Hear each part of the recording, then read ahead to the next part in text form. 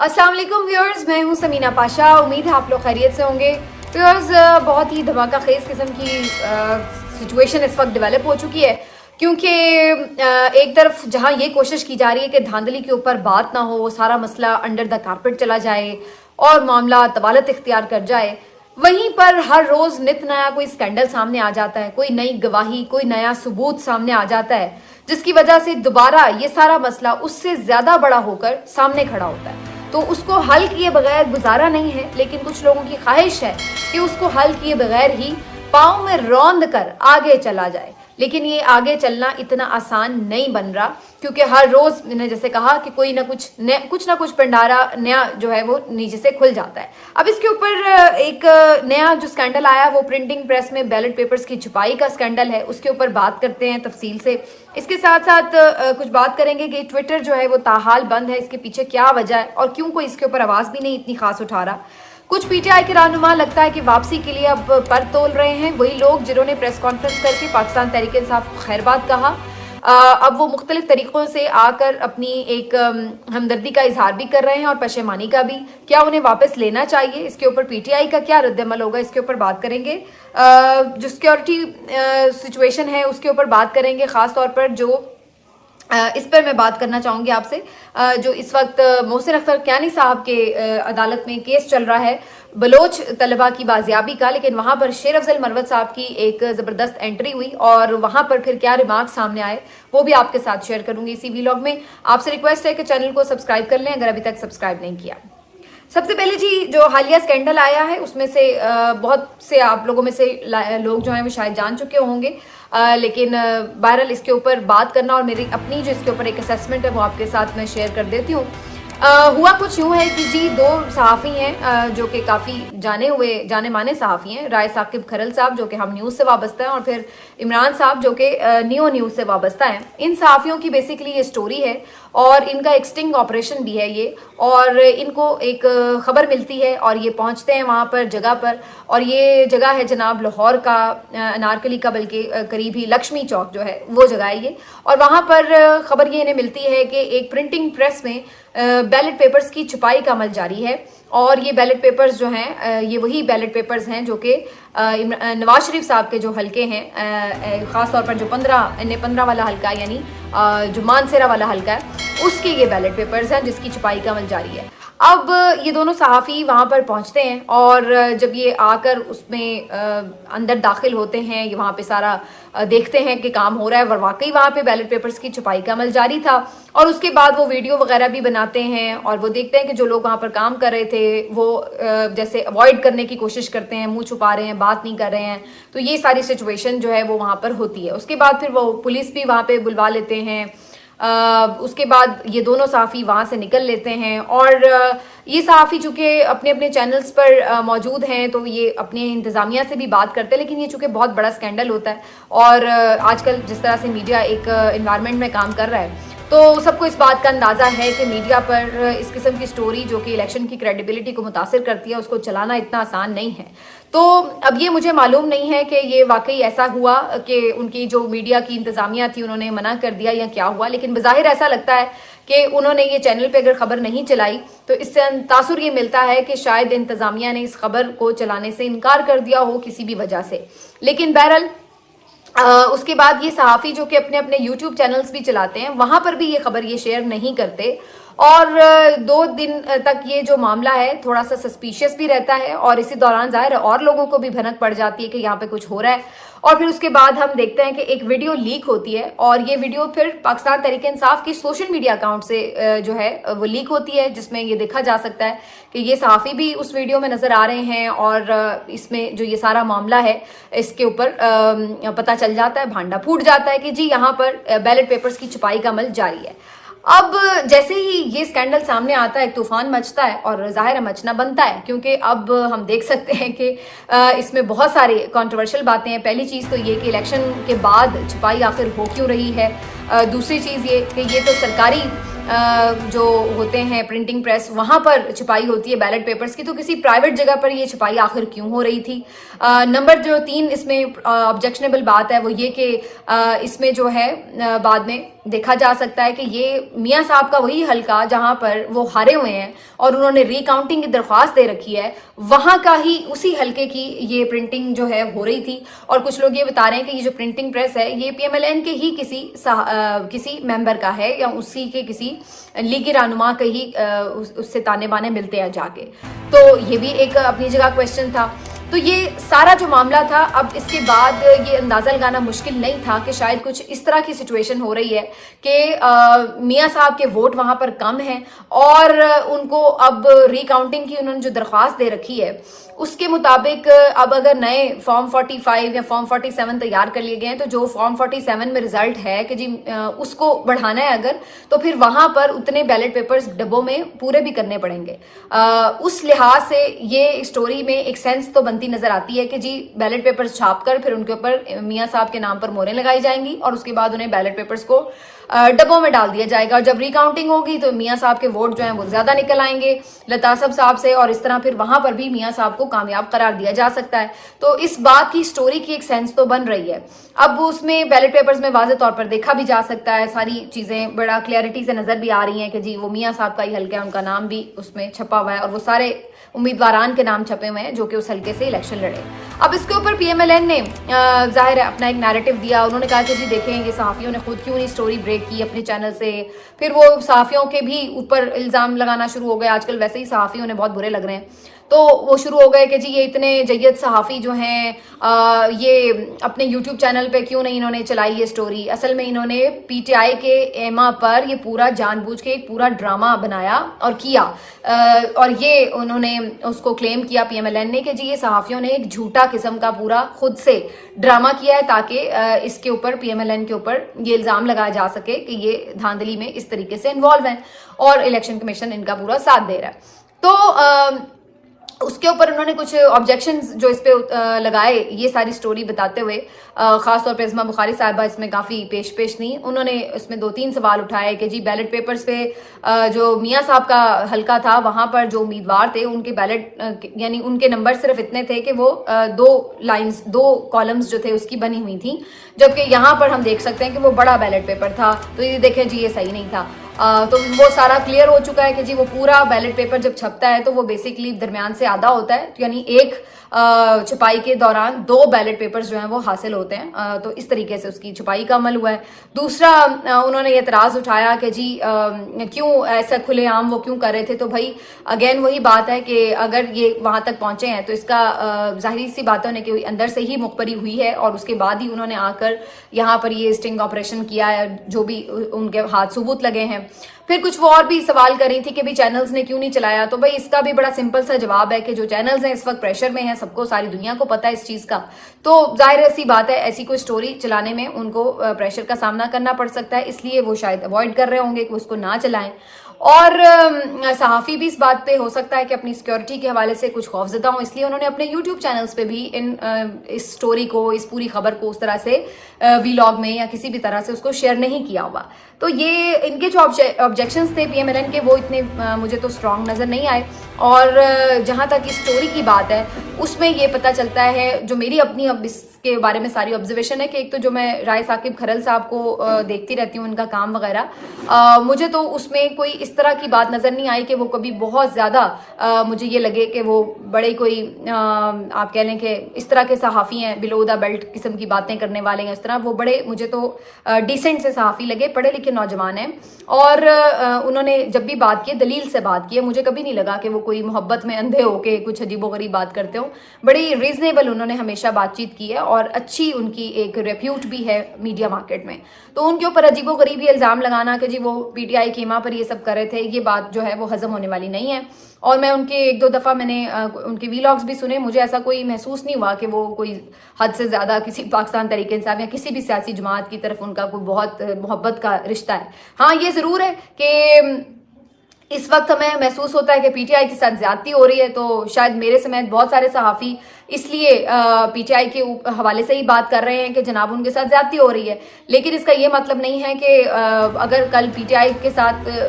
सही हो रहा होगा और किसी और के साथ गलत हो रहा होगा तो हम कहेंगे कि नहीं अभी भी PTI ही ठीक है। तो इसी तरह राय साकिब खरल साहब की भी यही चॉइस हो सकती है, सोच के उन्हें भी इस वक्त लग रहा हो कि ये पीटीआई के साथ ज्यादती हो रही है। तो इस बात को इस बात से लिंक कर देना कि जी उनके कहने के ऊपर, पीटीआई के कहने के ऊपर उन्होंने ये पूरा ड्रामा बनाया है, ये बहुत मेरा ख्याल है अगेन वही बात है कि जो पीएमएलएन का एक रवैया नजर आ रहा है कि सहाफियों के साथ बहुत यलगार की सूरत नजर आ रही है और उनके ऊपर बार बार हमले किए जा रहे हैं पीएमएलएन की तरफ से और बड़े पर्सनल किस्म के भी अटैक्स किए जा रहे हैं। तो ये अब स्टोरी आने के बाद सवाल ये है कि इसके ऊपर सवाल उठाने से तो बात नहीं बनेगी। ये स्टोरी आई है तो इसके ऊपर बिल्कुल इन्वेस्टिगेशन की जानी चाहिए। पहले कमिश्नर रावलपिंडी भी कुछ कह चुके हैं, उनकी भी बात है। और देखिए जब कोई स्टोरी आती है तो उसको पूरे कॉन्टेक्स्ट में देखना पड़ता है। ये तो नहीं है कि वैसे तो सब कुछ अच्छा हो रहा था, बिल्कुल साफ शफाफ इलेक्शन थे, कोई किसी किस्म का क्वेश्चन नहीं था और अचानक ये वाली खबर आती तो हर कोई सोचता कि यार ये कोई स्टिंग ऑपरेशन, ऐसा ड्रामा तो नहीं है। लेकिन जब ऑलरेडी तकरीबन इस बात के ऊपर एक सबका यकीन आ चुका है और सब एक फैक्ट ये बन चुका है कि ये जो इलेक्शन थे ये सही नहीं हुए और इनके रिजल्ट्स में मनूवरिंग की गई है और जीतों को हराया गया, हरायों को जितवाया गया, तो ये एक अब फैक्ट बन चुका है। तो अगर उसमें ऐसे हालात में जब और इतनी गवाहियां आ रही हैं तो अगर उसमें एक ऐसी चीज आई है तो उसको हम कैसे कह दें कि ये नहीं जी ये गलत है और बाकी, तो फिर इस तरह बाकी सब गवाहियों के बारे में आपका क्या ख्याल है? जो आपसे मुख्तलिफ पार्टी से लोग आकर गवाहियां दे रहे हैं कि हम हार गए और पीटीआई वाले जीत गए, उनके बारे में क्या ख्याल है? अभी कल भी मैं देख रही थी टीएलपी के एक रहनुमा ने जो पिंडी से थे मुफ्ती साहब, उन्होंने आके बताया कि जी वहां पे पीटीआई का बंदा जीत रहा था। तो ये सब अपनी जगह चीजें मौजूद हैं, फैक्ट अपनी जगह मौजूद है, कमिश्नर रावलपिंडी का स्टेटमेंट अपनी जगह मौजूद है, ऑन ग्राउंड जो फॉर्म 45 है वो अपनी जगह मौजूद है। और फिर उसके बाद अगर ये भी एक चीज आ रही है तो इसमें कोई हैरत नहीं हो रही किसी को देख के। ये लोग एक्सपेक्ट कर सकते हैं कि अब रिजल्ट को उन बैलेट पेपर्स के नंबर्स को उस रिजल्ट से मैच करने के लिए कुछ भी किया जा सकता है। और कमिश्नर रावलपिंडी भी अपने आखिरी बयान में ये सब बातें कह चुके थे कि अभी तक भी मोहरें लग रही हैं। तो इससे मेरा ख्याल है कि इस पे शक बनता भी है और इस पे सवाल भी ऑटोमेटिकली आ जाते हैं और जवाब भी आ जाते हैं। तो इसके ऊपर फर्दर इन्वेस्टिगेशन अगर हो तो इस पे बात हो सकती है। मेरा ख्याल है कि पाकिस्तान तहरीक इंसाफ को इस सिलसिले में अब कानूनी तौर पर, चूंकि इलेक्शन ट्राइब्यूनल्स में ये सारा मामला बहुत लटकेगा और बड़ी इसमें टाइम टेकिंग होगा, तो वो कोर्ट्स में इसके हवाले से अलग से एक पिटिशन दायर कर सकते हैं। यूं तो एक और पिटिशन दायर की गई थी, ब्रिगेडियर थे रिटायर्ड उनकी तरफ से, लेकिन बाद में रात गए अचानक उन्होंने वो पिटिशन वापस ले ली इंतखाबात को कलअदम करार देने के लिए, जो उन्होंने पिटिशन सुप्रीम कोर्ट में दाखिल की थी और वो फरवरी यानी आज के रोज उसमें पीर के रोज उस पर समाअत होनी थी, लेकिन उन्होंने एन समाअत से पहले वो वापस ले ली। उसके ऊपर चीफ जस्टिस साहब बड़े बरहम भी हुए हैं। उन्होंने कहा है कि जी ये क्या तरीका है, आप लोग मुंह उठा के आ जाएं और आके दरख्वास्त डाल दें और बाद में फिर कहें जी हमने नहीं करना, तो हम नहीं वापस करेंगे, हम सुनेंगे। लेकिन मेरा ख्याल है इसमें पीटीआई भी एक फरीक बन सकती है और खुद अलग से भी दरख्वास्त दायर कर सकती है, ताकि एक ही दफा इन सारी चीजों का एक साथ ही प्रोब हो कि इस इलेक्शन पे जो भी सवाल है, अगरचे ये जो इसमें दरख्वास्त दायर की जाए उसमें ये चीज भी मेंशन की जाए कि उसका चीफ जस्टिस हिस्सा ना बने, क्योंकि बहुत सारी जगहों पर इसके ताने बाने जाके चीफ जस्टिस साहब से मिल रहे हैं। तो उम्मीद है कि अगर चीफ जस्टिस के बगैर एक इंडिपेंडेंट किस्म का बनता है बेंच, और चीफ जस्टिस साहब के लिए भी, उनकी इंटेग्रिटी के लिए भी अच्छा है कि वो अपने आप को इससे अलग करें, क्रेडिबिलिटी के लिए भी अच्छा है, और फिर जो भी उस बेंच का फैसला हो उसको फिर हर कोई तस्लीम भी ताकि कर सके। तो मेरा ख्याल है कि इस वक्त की अब इस बात की एक जरूरत है। देखते हैं कि पीटीआई ऑफिशियली इसके ऊपर क्या मौकिफ अपनाती है। इसके अलावा जनाब इस्लामाबाद हाई कोर्ट में भी एक अहम फैसला आने वाला है और इसके ऊपर समाअत चल रही है बलोच तलबा की बाजियाबी के हवाले से। और इस दौरान शेर अफजल मरवत साहब की एक बड़ी जबरदस्त एंट्री हुई। उन्होंने जो उनके साथ वाकया पेश आया वो उन्होंने वहां पर अदालत के गोश गुजार किया। हुआ ये कि शेर अफजल मरवत साहब के घर भी एक रेड किया गया कल रात, और उनके जो घर के अंदर से बहुत सारे लैपटॉप्स और डिवाइसेस जो हैं वो भी कब्जे में ले लिए गए हैं। और उनका वो तो खैर हिरासत में नहीं लिए जा सके, वो वहां से निकल गए थे, लेकिन उनको इस भागदौड़ के दौरान कहीं चोट भी आई है, वो भी मैंने एक उनकी तस्वीर देखी है। बहरहाल इतनी कोई गहरी चोट नहीं थी, अब वो ठीक थे, इसीलिए वो इस्लामाबाद हाई कोर्ट पहुंच गए। जस्टिस मोहसिन अख्तर कियानी साहब को उन्होंने ये सारा वाकया भी बताया और ये भी बताया कि ये पुलिस की इस तरह की कार्रवाई थी। इसके ऊपर जस्टिस मोहसिन हसन अख्तर कियानी साहब जो हैं उनकी तरफ से बड़े सख्त रिमार्क्स भी आए। उन्होंने बड़ा गुस्से का इजहार किया और उन्होंने कहा देखिए ये एक इलेक्टेड मेंबर है, अब ये शेर अफजल मरवत साहब ज़ाहिर है रुकन मुंतखब हो चुके हैं, तो आप इनके घर में जाकर इस तरीके से अगर रेड कर रहे हैं बगैर वारंट, कोई उनके ऊपर मुकदमा इस वक्त नहीं है, मतलब जो मुकदमात है उनमें उनकी जमानत हो चुकी है, तो उसके बाद आपके पास कोई कानूनी जवाब नहीं है कि आप इस तरह आधी रात को जाके लोगों के घरों पर छापे मारते फिरें और इस तरीके से लोगों को परेशान करें, उनकी चीज़ें उठा के भाग जाएं। तो ये सारी चीज़ के ऊपर जस्टिस साहब ने बड़ा गुस्सा किया और शेर अफजल मरवत साहब ने यहाँ पर कहा कि अगर आप 10 दिन के लिए आईजी साहब को अंदर डाल देना तो फिर ये आप देख लें कि सब कुछ बंद हो जाएगा। और ये बड़ा वैसे वैलिड उनका पॉइंट है। जितना इस वक्त इस्लामाबाद पुलिस जिसको कहते हैं ना कि बिल्कुल लाकानूनियत पर उतरी हुई है और इवन पंजाब पुलिस भी, तो ये ज़रूरी है कि इनके एक दो अफसरान को अदालतें सबक सिखाएं ताकि इनको थोड़ी सी लगाम डाली जा सके, वरना जो इस वक्त इनके हालात हैं ये बिल्कुल हर चीज़ भूले हुए हैं और ये सोचते हैं कि जैसे इनको हर चीज़ की मादर पिदर आज़ादी है और ये जो चाहें कर लें, और ना इनको कोई कानून का खौफ है ना अदालतों का खौफ है, और ये समझ रहे हैं कि ताकत जो है इनकी इस वक्त लाजवाल है, लेकिन ऐसा है नहीं। इनको जल्द ही समझ आ जाएगी। पाकिस्तान में ट्विटर अभी तक बंद है और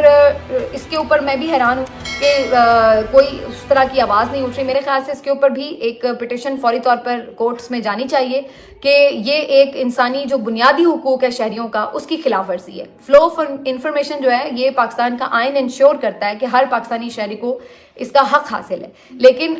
सोशल मीडिया ऐप को इस तरह बंद कर देना ये आईने पाकिस्तान की भी खिलाफ वर्जी है। और फिर इसके बाद जो एक हम देख रहे हैं इसकी जो पीछे नीयत नज़र आती है वो बदनीयती है बेसिकली, और वो लग रहा है कि जो कुछ अंदर हो रहा है इस वक्त ये धांधले को छुपाने के लिए, हुकूमत साजी को एक फैसिलिटेट करने के लिए कि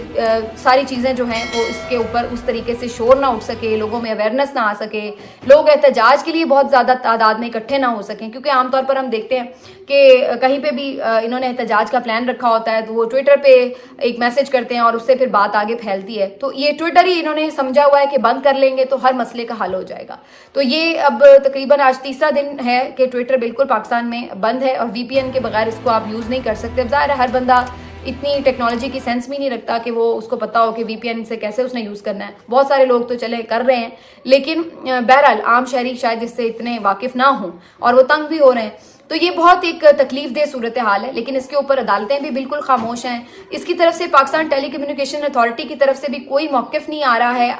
IT सेक्टर की तरफ से कोई मौक़िफ़ नहीं आ रहा कि भाई क्यों बंद है, क्या कोई टेक्निकल इशू है या कोई वाकई आप लोगों ने अपनी कार्रवाइयाँ छुपाने के लिए इसको बंद रखा हुआ है। और हैरत अंगेज तौर पर किसी की तरफ से कोई इस पे अदालत में भी नहीं जाए कोई गया अभी तक कि इसको खुलवाया जाए, इसके ऊपर बात हो सके। तो ये भी मेरे लिए बड़ा हैरान कुन है।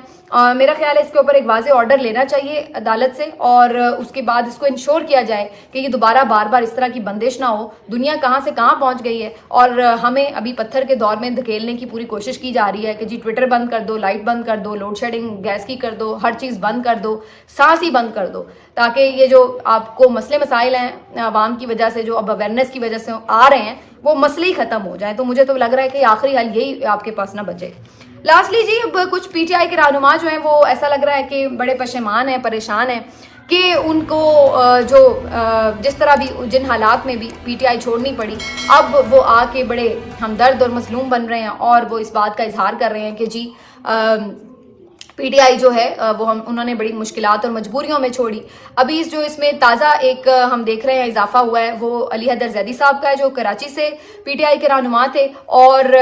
बड़े उन्होंने भारी भरकम दावे किए थे कि यहाँ माथे पे गोली मारनी पड़ेगी इमरान खान की ज़िंदगी में अगर PTI छुड़वानी है। और फिर उससे अगले ही दिन हमने देखा कि उन्होंने आकर बाकायदा प्रेस कॉन्फ्रेंस में बताया कि ना सिर्फ ये कि वो PTI छोड़े बल्कि अगले दिन वो फिर इस्तेहकाम पाकिस्तान पार्टी में भी शामिल हो गए थे। तो बहरहाल बड़े बड़े उनके दावे जो थे वो झाग की सूरत में बैठते हुए नजर आए। इसी तरह इमरान इस्माइल साहब जो कि साबिक गवर्नर सिंध थे और इमरान खान साहब के बड़े करीब और जो बिल्कुल शुरू के लोग हैं रुफका उनमें समझे जाते हैं, उन्होंने भी इसी तरह PTI को खैरबाद कह दिया था जैसे ही थोड़ा